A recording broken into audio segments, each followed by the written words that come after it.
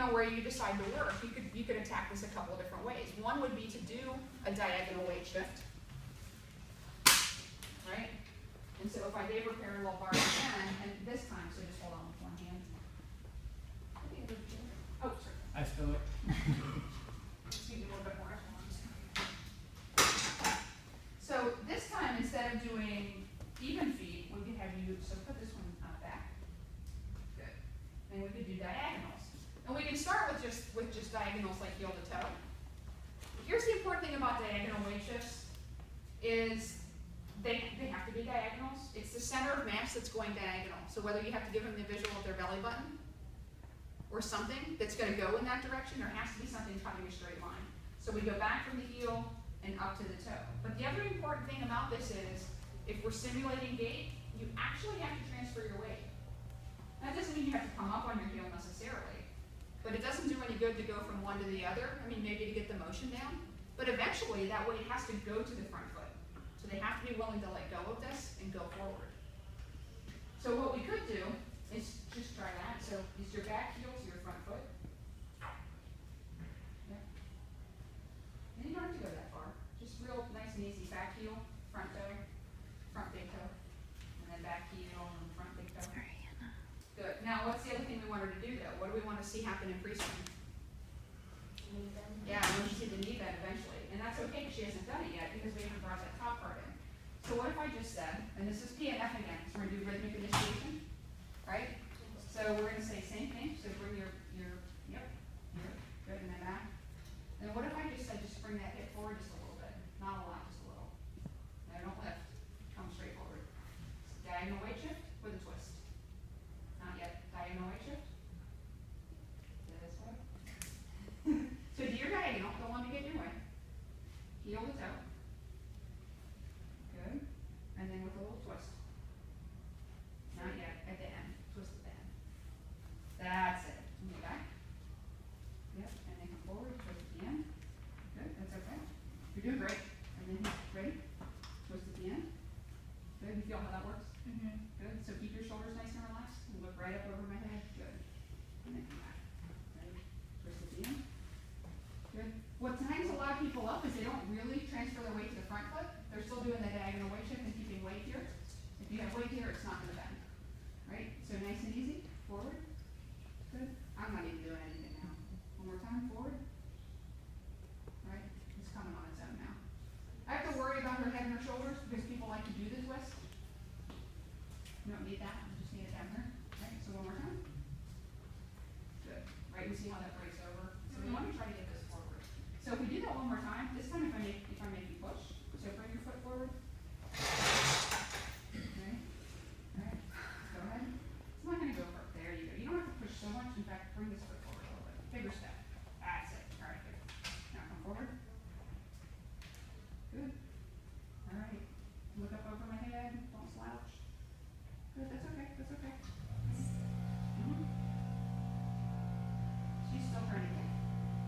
Hip flexion. Good. Come forward. And if you watch your hand, if she comes forward, it's good. If your hand starts to go up in the air, she's trying to lift off of it and use old habits. So you can start here doing that, and it's going to work really nicely. And if they got trouble, don't be afraid to help the knee move, but also remember you can pinch your fingers really easy, so don't put your fingers back there, and also warn them that you're going to do that, right? Because if they do have a lot of weight back there, you don't want to pull off the knee from under. Now, there's another way to do this. And that's the old-fashioned sort of all or nothing way, which is we just give it a walk, and then I start pushing on your foot that way. Because if I did the exact same thing that I did before, right? So this time I'm going to push back every time you have your right leg on the ground. I want you to push through it. So I'm going to go easy first. Okay, ready? So push back. I'm going to make her push through my resistance. Feel that? Mm-hmm. Good. So you got to come through. Good. You can go faster. I can keep up. Push. I got her. Right? All right, turn around. Now you really power through me. Don't let me push you around. Okay. All right, here we go. Come on. Come on, you can do it. Now she's got it. Right? Keep going. Keep going. Just bring that hip forward. Don't let me push you. All right. And one more time.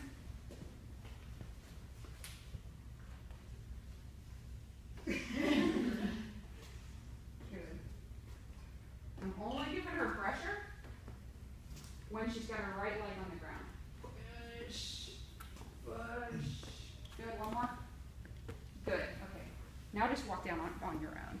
And try to keep that in mind though. I want you to keep bringing that bone, this bone, forward over your toe. Take a nice long step on that sound. Push.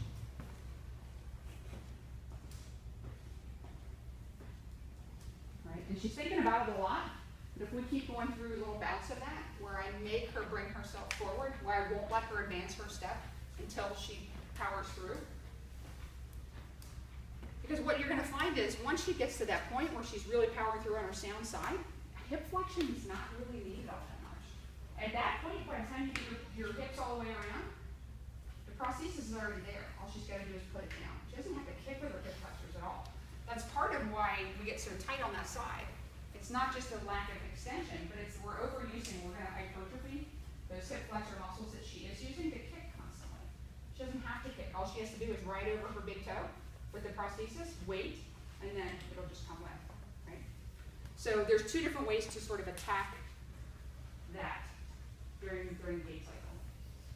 Does that make sense? Mm-hmm. So you can start from the top down, kind of like we just did, or you can try to start bottom up by getting her feet, right, and have her work on bringing that hip forward as you go. It's really hard because you're using PNF techniques, right? You're trying to facilitate the motion first. Right? You might even take her to an end range where you say, hey, this is where I want you to end up. End range is another really nice PNF technique where we start here and we go, well, this is where we want you to end up. Right? Okay, so go back and we'll bring her to the end range again. This is where we want you to end up. There's lots of different ways to get her there. People are going to start to try really hard to do what you want. And so sometimes the head gets too much, and then so you stop and you practice something else and you come back to it later. Right? If their different components aren't working or you're having trouble. But like I'm telling you, the biggest obstacle when we're here, the biggest obstacle to getting the knee bent is usually that they're pushing so hard on the prosthesis that it won't. Because if you're pushing on the prosthesis and your center of mass is here, what are you actually doing to the knee? It's got an extension moment on it, doesn't it? Because you're weight bearing through it and you're in front of it. So you can do this all day long. It's probably not going to bend. It's not until you start to actually transfer your weight forward and make that shift that's actually going to, and that's really important. Because if you think about it, she has the right leg that she trusts and the left leg that she trusts mostly, right? But not as much as her right leg. And so what is a more stable position? Both legs on the ground. So that weight shift that happens rapidly, normally, it's not happening rapidly. It's happening a lot slower while she gets ready to, right, let their soft tissue settle in the socket and then push down and pull back.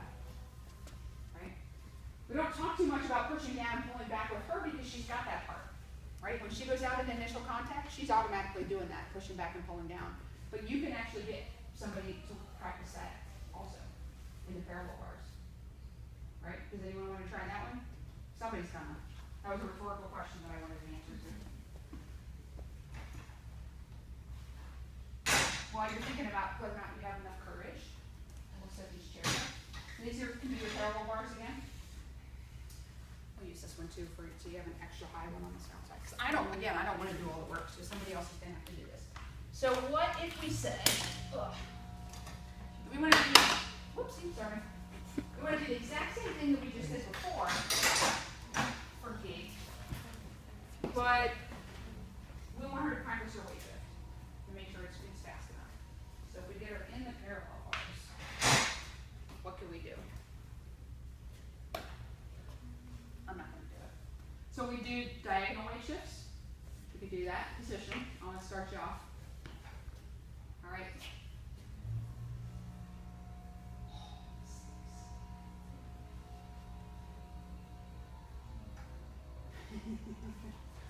Look at Kristen. She's so lonely. She wants somebody to come work with her. I'll help walk you through it, I promise. What do you want us to do?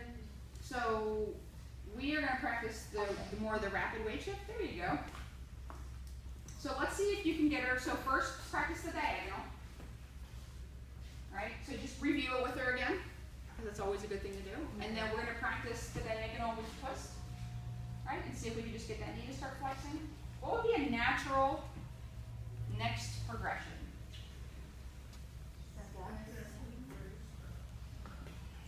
It's not that hard, right? We're just trying to progress her through the gait cycle. We want to make sure, though, again, that when she comes to that front foot, that she's not staying back Okay, that next progression is then take a step. Right, so see if you can work through, or review the diagonal, try to get the twist going, and then see if she can do that and take a step at the same time. Okay. So for the diagonal, we're making sure the like is moved.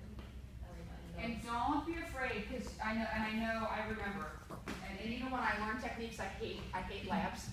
I had a PNF class about 3 months ago, and I don't know what it is about it, but we all hate it. But go ahead and put your hands on her ASIS. And whether you need to squat, whether you have to kneel, whatever, but make sure, because you want to guide her through it. Because it's one thing to see it, but it's another thing to feel how she's coming through, because you guys know what it's supposed to look like, right? These both come through almost at the same time, and this one starts to come forward.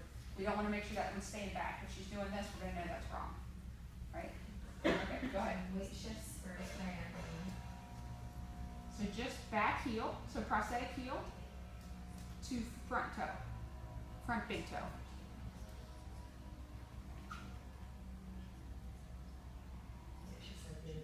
Wait a minute, how come you didn't do it that easy when I did?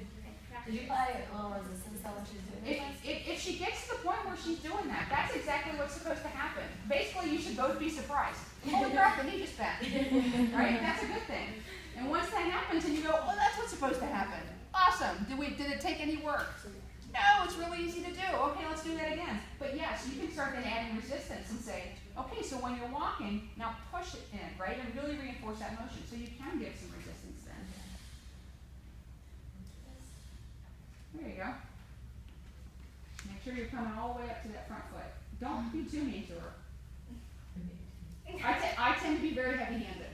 My resistance is like bear down resistance. So I always have to be careful that you start very, very lightly. It's like when you do perturbations. Don't be, you're janking, right? Be very gentle and be very light. And if it's too light, that's not a big deal, because guess what? You can just add a little more, right? If you start adding a lot at the beginning,